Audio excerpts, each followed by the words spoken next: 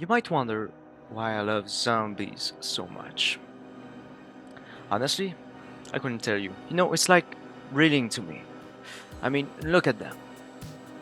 Aren't they adorable?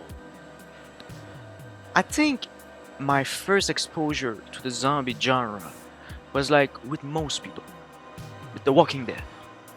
I really liked that show, but it didn't really focus that much on the zombies in that series.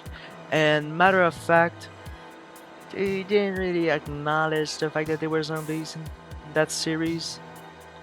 But in my next piece of media that I really like, that really made me love the zombie genre, which by the way was Dying Light. In that game series, they really acknowledged the fact that they were zombies. I mean, one of the first piece of dialogue in the first game was of two kids daring each other to touch Crane, who they call the He's zombie. scared. Not scared. Then catch him. He blinked. What? He blinked again. What if he's a zombie?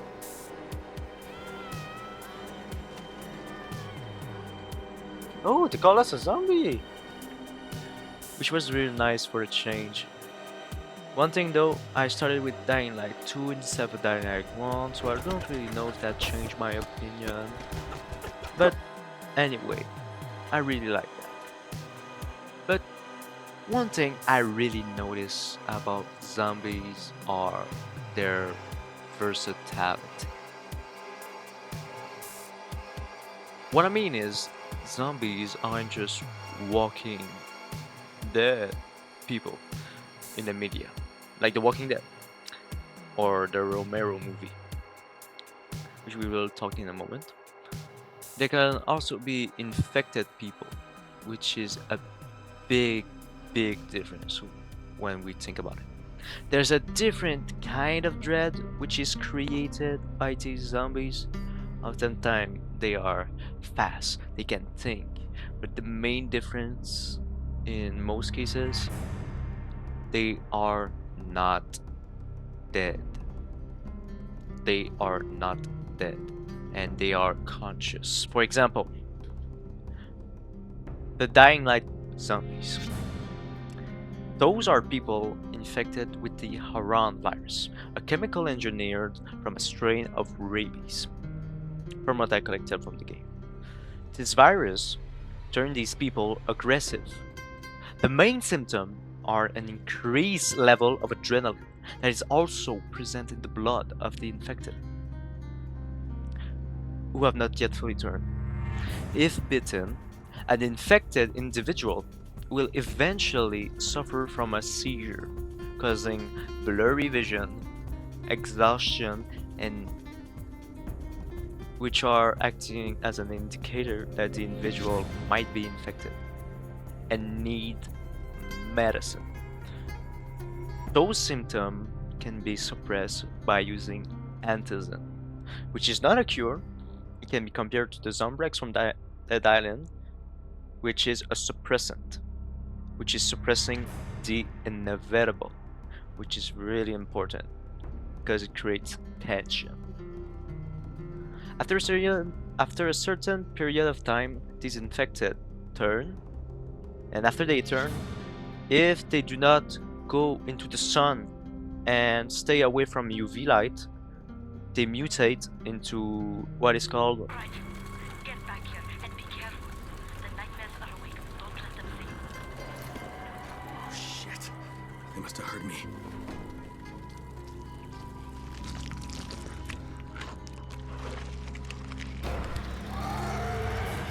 a volatile, which is really the most dreadful part of this apocalypse. Those are monsters who comes out at night and terrorize the population. But they are allergic to UV light, like much of you. Their main weakness. They can be killed by body blows because they are living people.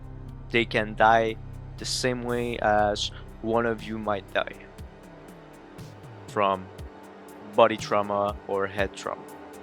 The second example I will show you is the more streamlined infected.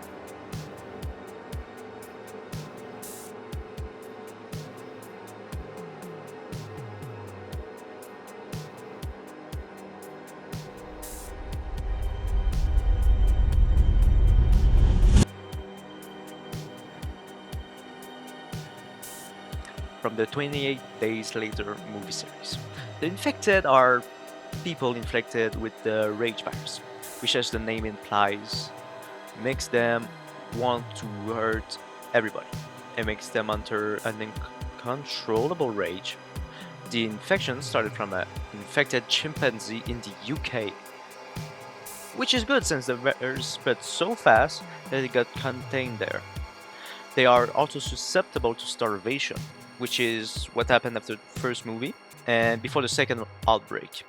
I really recommend you watch the movie. The second type of zombies, like which I talked in the beginning, are the classic undead, the one from the Romero movie and The Walking Dead. For example, in The Walking Dead, they call them walker or biters, shamblers. They have many names for them.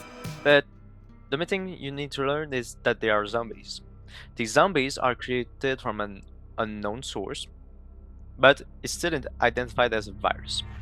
The fun fact about this outbreak is that everyone is infected with the virus. So that means if you die from anything that is not head trauma oriented, you turn into one of them. Which is how they overpowered the world population, because otherwise, how in the hell did they do so? If not, they are slow, they are stupid, and can be distracted with noise like a bunch of teenagers when they see a pair of bazongas. Which also means that the bites don't really turn people into zombies, they give them a fever so strong that it kills the infected.